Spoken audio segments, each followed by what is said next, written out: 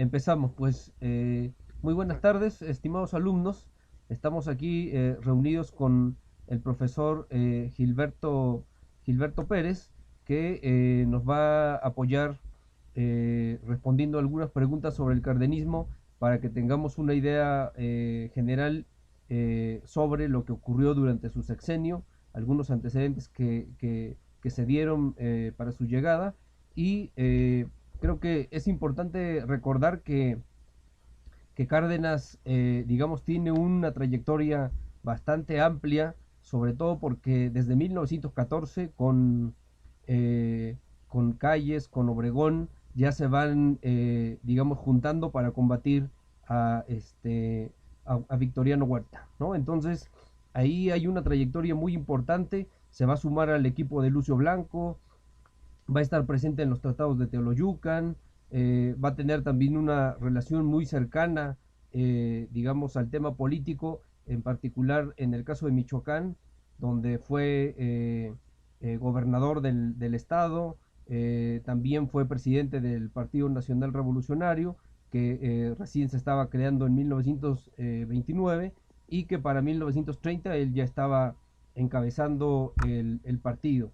Lo mismo fue ministro de Gobernación, de Guerra y de Marina. Entonces, creo que es una trayectoria importante que vale la pena tener en cuenta para poder, digamos, tener una radiografía de Lázaro Cárdenas.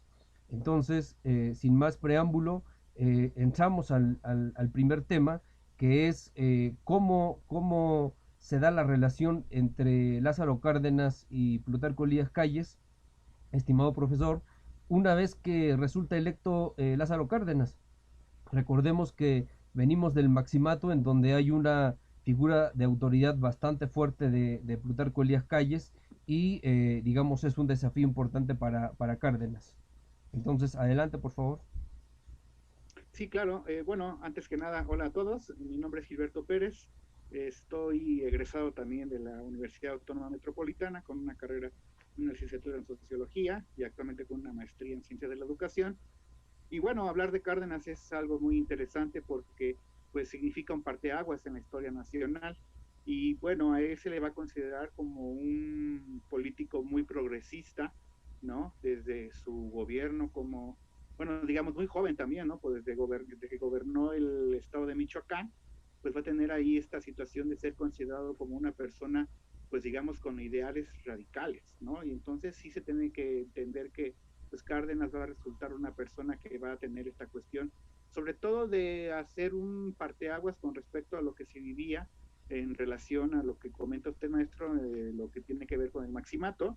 Y bueno, la relación con Calles va a ser pues complicada, ¿no? Porque al final va a ser el fin, ¿no? De esta hegemonía de pensamiento, de esta cuestión del control que tenía Calles en la política nacional.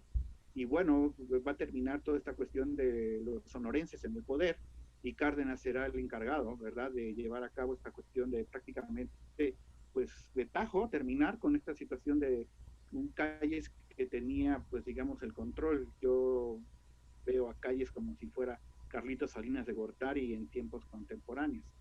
Adelante, maestro. Sí, sí, creo que es ahí importante también destacar, digamos, la capacidad y la habilidad política que pudo tener Cárdenas para poder contener la fuerza de Calles, ¿no? Entonces creo que una de las cosas más importantes fue haber hecho una coalición política, ¿no? Un pacto político que permite en primera instancia la renovación política de todas las agrupaciones de la élite política que son las que van a determinar, ¿no? Determinar, digamos, ese cambio intergeneracional que le permitirá tener mayor fuerza y legitimidad a Lázaro Cárdenas. Además, digamos, eh, de alguna manera u otra la única forma más o menos directa de poder acabar con el maximato, pues era la vía de la desaparición forzada, como ya era una tradición, y la otra, la del exilio, que es, digamos, al final de cuentas, una vía relativamente pacífica para poder, digamos, controlar esa parte de calles, ¿no? ¿Cómo ves tú esta parte? Sí, bueno, yo creo que valdría la pena mencionar la cuestión de las confederaciones no, de campesinos que van a hacerle fuerte a toda la política de Cárdenas. Me parece que va a tener esta inteligencia Cárdenas de hacer alianza, ¿no? Y para poder contrarrestar, porque una vez que él pues, es elegido como presidente de la República, su gabinete en principio de cuentas va a estar lleno de personas cercanas a Calles, y entonces él va a luchar desde el principio a contracorriente porque tendrá que ver la forma de que los sindicatos, ¿no? Es un momento muy importante en cuestiones de nacionalismos. En ese momento los reflectores van hacia lo que hacen los trabajadores. Es muy importante los sindicatos mineros. Se van a establecer sindicatos nacionales como el sindicato también de petroleros, que van a ser, pues, digamos, el lado fuerte de en general, ¿no? Lázaro Cárdenas, y así contrarrestar la cuestión de Calles. Entonces creo que ahí vamos a tener yo considero a Cárdenas muy valiente, ¿no? Porque al final lo va a hacer por la vía pacífica, porque tal vez lo pudo haber mandado a matar o a desaparecer, como tú indicas, pero utilizó esta cuestión política y a través de una carta que conoce ya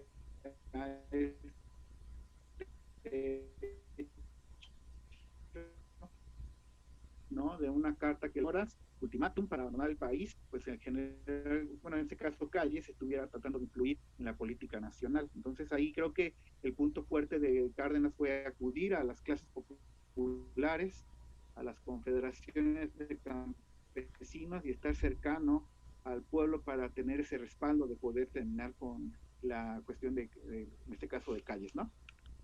Sí, no, me parece interesante esa parte. Creo, a otra de los temas interesantes que vale la pena, digamos, traer a colación, digamos, es la importancia que tuvo el plan sexenal, ¿no? O sea, ¿cómo ves tú esa, digamos, innovación que trae Cárdenas? Porque es algo que no se había visto, por lo menos en los últimos gobiernos posrevolucionarios, ¿no? Sí, porque al final son reformas que van a buscar modernizar un poco a México.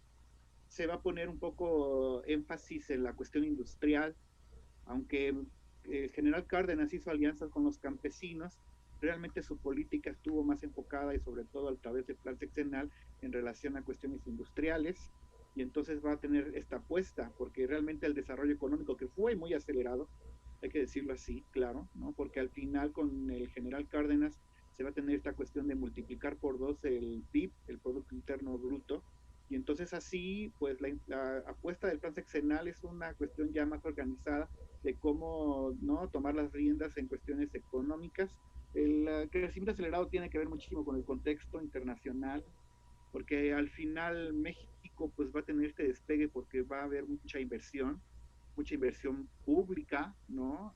Para poder tener mejor servicios públicos y también mucha inversión privada. Y sobre todo el plan sexenal tiene esta cuestión de, pues, de valorar la cuestión de que ahora a partir de ese entonces, pues van a tener 6 años los presidentes de la República para poder llevar a cabo una política, digamos, un proyecto un poco más en forma, porque parece que los 4 años no eran suficientes, y entonces el plan sexenal pues, se convierte en esta apuesta para que Cárdenas pues comience a modernizar a un México que le urgía eso, ¿no? Una modernización.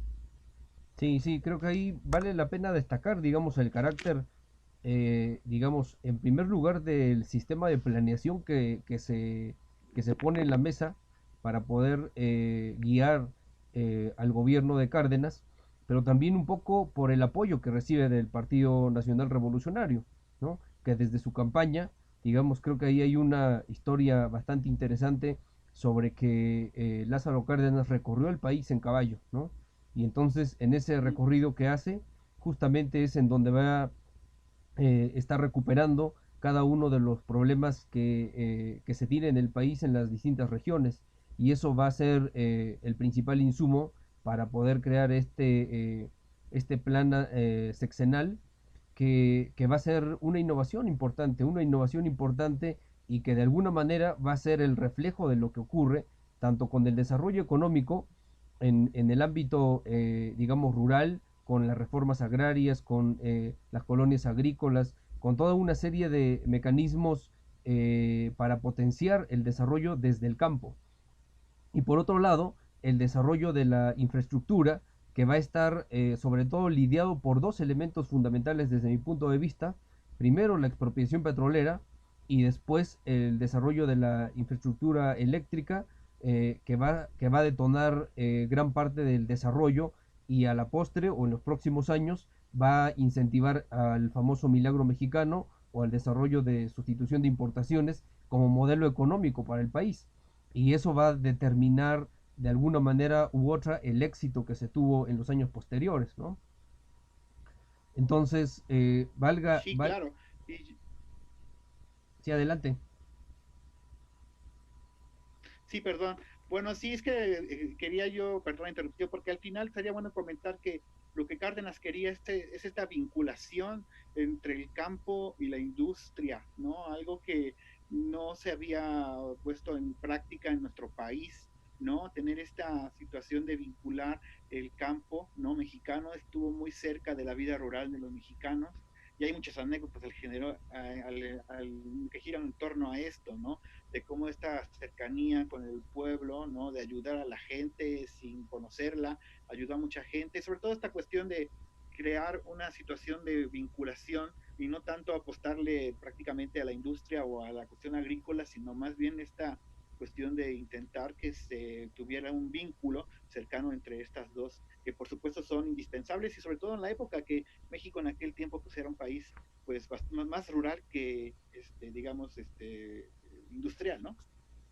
Sí, sí, no, y creo que aquí, digamos, en este sentido del tema de la planeación, creo que uno de los objetivos más importantes de Cárdenas fue justamente el desarrollo de la infraestructura eléctrica. Y creo que aquí la creación de la CFE en 1937, un poco antes que la expropiación petrolera, digamos, va a definir sobre todo porque la energía eléctrica estaba en manos privadas y digamos las condiciones de infraestructura no eran suficientes para poder distribuir energía eléctrica en el ámbito sobre todo rural, ¿no? Porque el ámbito urbano de alguna manera u otra estaba relativamente con cierto nivel de acceso, aunque uno de los temas más importantes es que era demasiado caro. Entonces, a veces tampoco pertenecer a una zona urbana no garantizaba que pudieras tener acceso a la energía eléctrica porque era prácticamente un lujo, ¿no? Entonces, crear la CFE es en realidad, digamos, un mecanismo para poder distribuir, para poder generar, para poder controlar la energía eléctrica que por ahí de la década de los 60 se va a nacionalizar y que va a tener un rumbo bastante importante para el desarrollo del país, porque empiezan a crearse, digamos, hidroeléctricas que van a fomentar el crecimiento de esta empresa, que hasta la fecha, junto con Pemex, pues son las dos empresas más grandes estatales que tenemos en este país, ¿no? Entonces, creo que ahí la importancia de la CFE es fundamental para promover el desarrollo económico. Y otra de las partes importantes que también es necesaria, digamos, tener en cuenta es la expropiación petrolera, ¿no? Entonces ahí sí me gustaría que nos pudieras comentar tus impresiones sobre este evento tan importante para el gobierno de Cárdenas. Bueno, el contexto internacional va a influir muchísimo y al final, como lo has dicho tú, pues al final tiene esta cuestión de que tenemos la CFE y hoy día lo que es Pemex como las empresas que pues, prácticamente se originaron en la época que estamos nosotros analizando. Y bueno, el contexto internacional era de centralismo, ¿no? De nacionalismos. En Europa, en América Latina se estaba llevando esta cuestión que parecía como una moda, que pues al final tal vez era por la misma necesidad del crecimiento hacia adentro, después del crack financiero de 1929, pues vienen políticas donde los países comienzan a no vender, a no tener esta cuestión de exportar petróleo, sino tener esta situación de un crecimiento hacia adentro. Y México, por tal vez la necesidad, ¿no? Tendría que acudir a la cuestión de la nacionalización, en este caso de petróleos mexicanos. Va a ser un evento importantísimo del gobierno de Cárdenas, ¿no? Esta cuestión radical. A mí lo que me llama la atención es que no causó mucho impacto a nivel internacional.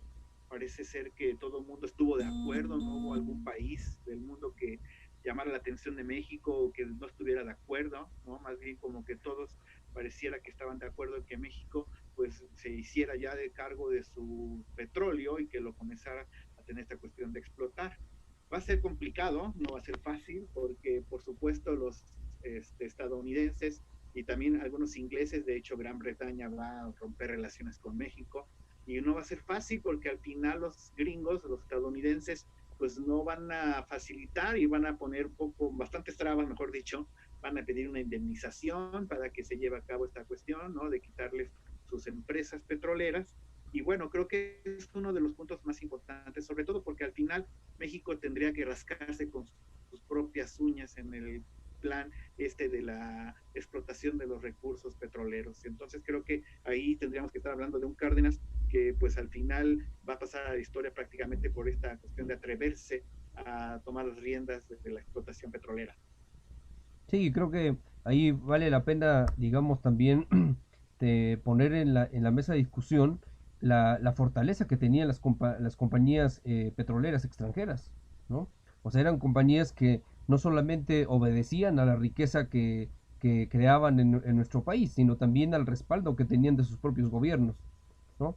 Entonces, esa fortaleza de las compañías difícilmente podían verse como un objetivo a expropiar de un gobierno mexicano que además estaba, digamos, bastante debilitado por el proceso político y social que estaba generando. Entonces, creo que, digamos, sí es, digamos, una decisión valiente la que toma Lázaro Cárdenas en nacionalizar el petróleo, en expropiar el petróleo, justamente, digamos, tomando como referencia las pugnas internas entre el sindicato y las empresas petroleras de no querer pagar las deudas, las indemnizaciones que se tenían que realizar, y es ahí donde justamente Cárdenas aprovecha la coyuntura, ¿no? Una coyuntura, digamos, bastante institucional que va a permitir que una vez que las empresas se niegan a pagar las deudas de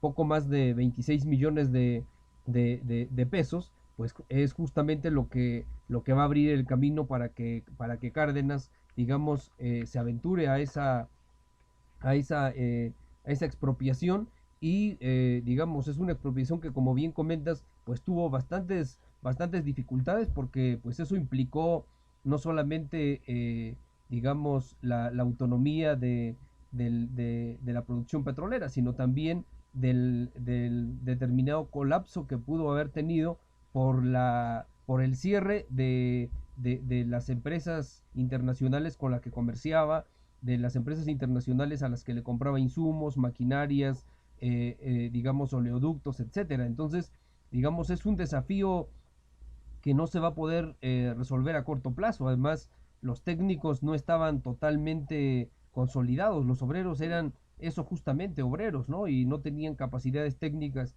para poder tomar las riendas del petróleo. Digamos, poco a corto plazo se va a empezar a desarrollar ese mecanismo, pero ya sabemos que más o menos en qué termina, ¿no? En el fondo, digamos, amasamiento de poder del sindicato petrolero, ¿no? No sé cómo, si quieres comentar, Sí, en efecto, agregar yo pienso algo. que ahí la cuestión de los técnicos,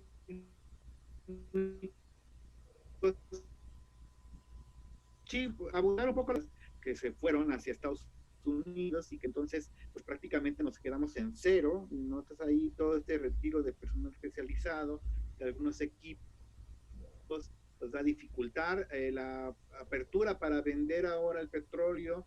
Se le estuvo vendiendo petróleo a la Alemania nazi también, ¿no? De que no nos escuchen los gringos porque seguramente no les gustó mucho la noticia, pero al final se tuvo que también buscar otras formas, bueno, otros clientes, otros mercados para poder vender el petróleo que se estaba, no en ese momento sacando, porque prácticamente los estadounidenses, pues por lo mismo, ¿no? Por lo que acabamos de comentar, pues cerraron un poco la cuestión de la compra de petróleo hacia nosotros, hacia nuestro país, ¿no? En este caso, y tal vez ahí la necesidad de tener una educación, en este caso técnica, ¿no? Lo que surge es el Politécnico Nacional, este proyecto de Cárdenas que tiene que ver con la situación pues tener la cuestión de tener a mexicanos preparados y que el pueblo tenga la oportunidad de estar siendo educado para poder pues tener esta cuestión de atender, por ejemplo, en este momento lo que comentamos, cuestiones de hidrocarburos o de petróleo, ¿verdad?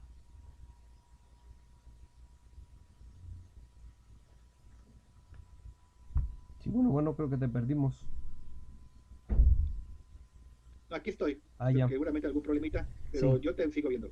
Ah, ya. Adelante, adelante. No, qué bueno que entras a la parte, digamos, de la necesidad de formación técnica de los mexicanos, porque eso justamente es lo que nos abre el camino para ver que, en particular, en el campo de la educación hubo una serie de reformas, una serie de cambios bastante peculiares para la época que me gustaría que nos pudieras contar, ¿no?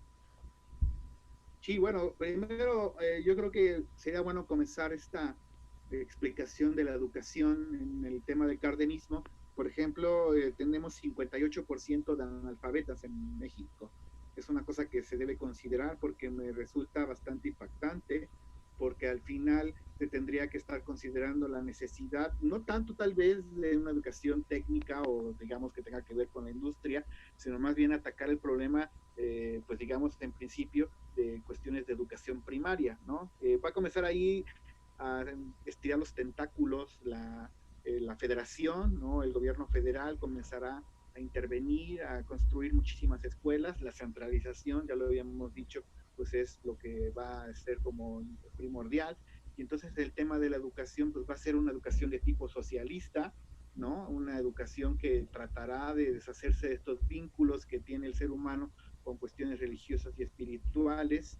A muchos mexicanos les causó problema, sobre todo a los conservadores mexicanos les va a resultar complicado ver que el país estaba entrando en una dinámica que tenía que ver con una educación que pues, tuviera estos tintes científicos, estos tintes, ¿no? De dejar cuestiones espirituales de lado.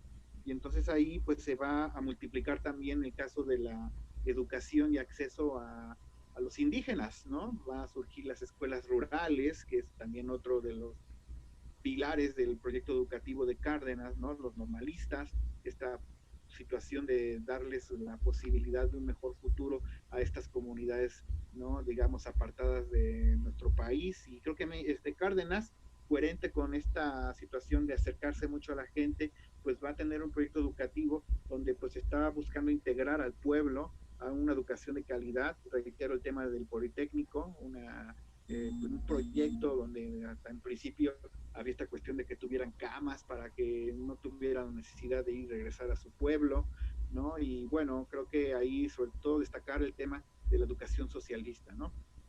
Sí, oye, ¿tú podrías comentarnos un poco más de qué implicaba que fue digamos, el adjetivo socialista, ¿no? Sí, claro, bueno, yo lo veo en principio de un acceso de igualdad a esta situación, sobre todo donde la gente del pueblo pudiera integrarse a la cuestión de un proyecto educativo y que fuera la educación la forma de dejar la pobreza, la forma de quitarse estas cadenas, ¿no? Que tienen que ver con situaciones sobre todo espirituales. Y entonces para mí lo que tiene que ver con el socialismo, claro, por supuesto de estas cuestiones que tienen que ver con, por ejemplo, una educación que fuera rural, ¿no? Una educación que sirviera para que la gente que vive en el campo tuviera una educación que le ayudara a mejorar la productividad de su parcela, de su tierra. O sea, que no estuviera aprendiendo algo ajeno a su contexto, a su realidad. Eso fue una cosa que hasta el día de hoy con las reformas educativas no se ha entendido. Se ha querido tener la misma educación para la gente que vive en el campo, a la que vive en las ciudades, y creo que digamos, el proyecto de Cárdenas era muy puntual en ese tema, ¿no? De que la gente que vivía en el campo, pues tenía que ser educada para cuestiones agrarias, para cuestiones del manejo del agua, del clima, ¿no? Y que al final eso, pues, de verdad que creo que ha sido abandonado, ¿no? Porque actualmente, pues, la educación ha estado con la cuestión de ser un país homogéneo cuando somos un país muy diverso.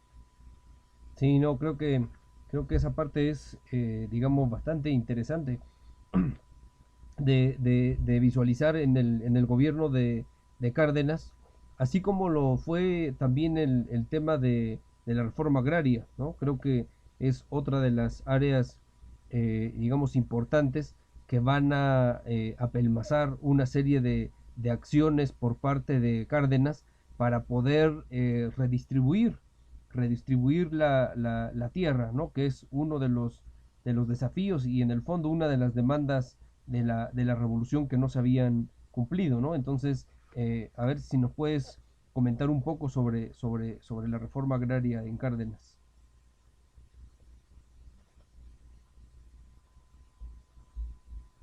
Bueno, a partir de 1936 comienza una serie de leyes, ¿no?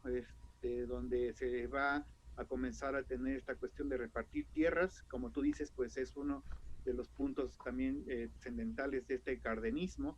Se van a repartir 18 millones de hectáreas, ¿verdad? Entre 800,000 ejidatarios. Principalmente los proyectos van a estar enfocados en el norte del país. Es una cosa extraña porque al final la parte de la laguna, ¿no? Aquí en Torreón, en la parte de Torreón, pues va a tener esta cuestión de proyectos que tienen que ver con el algodón, ¿no? El Valle de Mexicali también. Y creo que aquí lo que vale la pena destacar, más allá de los 18 millones, que es 18 millones de hectáreas, que es un número bastante grande, es que muchas no eran, digamos, cultivables, ¿no? Que no eran de riego y que no tenían esta posibilidad tal vez de tener mucha productividad. Pero sí creo que el tema por ejemplo, de Cárdenas, de la cuestión del reparto agrario, pues sí será una forma de consolidar la revolución, pero pues, la revolución y su reparto agrario llegó hasta 1938-39, ¿no? Los mexicanos tuvieron que esperar y pues sí, decirlo así, claro, al final el problema tal vez tiene que ver con la cuestión de que sí se reparten tierras, pero no todas tienen esta situación de ser las mejores tierras, ¿verdad? Sí, creo que ese es un tema bastante interesante, justo ligado a otro de los temas del propio periodo, ¿no? Porque si bien estaban repartiendo tierras, pensémoslo en el mejor de los casos, las que eran tierras de cultivo, pues los campesinos no tenían acceso a maquinaria, no tenían acceso a la tecnología, a créditos, a otros medios Agua. para poder incentivar la producción. Bueno, tampoco lo siguen teniendo ahora, ¿no? Pero digamos es uno de los grandes desafíos de la reforma agraria, porque desde 1915 que empieza la repartición de tierras, pues sí estás repartiendo tierras, pero tampoco estás dando condiciones suficientes para que esa dotación de tierras te sirva primero para impulsar el desarrollo y después para poder aumentar el bienestar de las familias. Y creo que esa repartición de las tierras, si no cumple con esas condiciones, pues seguirá una deuda pendiente, digamos, ya prácticamente de más de un siglo, ¿no? Porque está ahí activa y a pesar de eso, pues sigue siendo, digamos, una parte importante del sostenimiento económico, no del país necesariamente, pero sí de las familias mexicanas, ¿no? Recordemos que el 52% del territorio nacional pertenece a ejidos y comunidades, ¿no? Tierras que, Ay, ay. digamos, las familias dependen de ellas para poder subsistir. Entonces, ahí tendríamos que seguir, digamos, en pie de lucha con el tema de la reforma agraria, ¿no? Para poder consolidar esa, digamos, esa ambición de la Revolución Mexicana. Entonces, creo que aquí también, bueno, para ir un poco cerrando este asunto, creo que también vale la pena recordar, y ahí me gustaría que pudieras dar un comentario sintético de este periodo, que si nos damos cuenta, Cárdenas va a ser un periodo importante en la medida en que los ideales de la revolución de alguna manera se ven consagrados ahí, ¿no? El artículo 27 constitucional con el reparto de tierras. El artículo tercero con la, digamos, masificación de la educación. Y el artículo 123 con el tema del trabajo, sobre todo en el aspecto de trabajadores del Estado y sobre todo en las instituciones de trabajo que garantizan los derechos de los obreros, que creo que, digamos, va a ser como darle sustancia a la Revolución Mexicana, como darle sustancia al nacionalismo revolucionario que se va a estar desarrollando por lo menos hasta Salinas de Gortari, que es el último gobierno en el que se exalza la Revolución Mexicana como un ideal supremo al que todos aspiramos. Pero, digamos, esa sustancia de esos gobiernos justamente es con Cárdenas con quien se le va a dar, ¿no?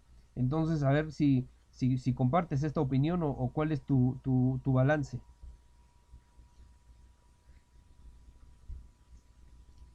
Bueno, sí, y sí considero que sería entonces, le vamos a poner nombre, sería como el gobierno más revolucionario, ¿no? Posterior a la revolución, ¿no? El que hubiera sido el ideal. Si imagínate tú, vamos a ver qué hubiera pasado si Cárdenas hubiera sido el presidente una vez que se consolida o termina este movimiento revolucionario. Tendría que haber sido el gobierno que correspondía a la época, ¿me entiendes? O sea, al final, si Cárdenas hubiera sido el presidente en lugar de Venustiano Carranza, por ejemplo, estas reformas hubieran sido el punto de despegue de un país que sería capaz hoy a lo mejor un poco diferente al que tenemos. Seguramente entonces el problema acá fue que estos procesos históricos son siempre como lentos, la histórico nos está demostrando cómo esta lentitud en los cambios, pues es como lo que es lo nuestro, ¿no? Creo que en pocas palabras podemos definir al cardenismo como uno de los, digamos, de las presidencias con el mayor espíritu de la Revolución Mexicana, ¿no? De tener sobre todo esta cuestión de que la justicia de verdad pues llegara un poco a estas capas inferiores que pues han sido abandonadas históricamente, ¿no? La revolución no es nada y tal vez Cárdenas sí tenía esta intención, ¿no? Sobre todo en el tema, reitero, la cuestión educativa, por poner, ¿no? Solo un ejemplo. Pues sí, pues muy bien, pues muchas gracias por haber brindado este espacio para dialogar un poco sobre el gobierno de Lázaro Cárdenas. Esperemos que pueda servir como un paraguas para que los alumnos puedan, digamos, comprender algunos de los procesos más importantes, que sin lugar a dudas hay muchísimos más que pudiéramos seguir, pero que estos que hemos tocado acá lo que pretenden es brindar una radiografía general del cardenismo y de los efectos que tuvo la reorganización del Estado, la formación, digamos, de instituciones productivas que van a consolidar a corto plazo el desarrollo económico de este país. Pues entonces no me queda más que agradecerte, estimado Gilberto, y muchas gracias y seguimos en contacto para futuras pláticas. Estamos a la orden, cuídense mucho, chao a todos. Nos vemos.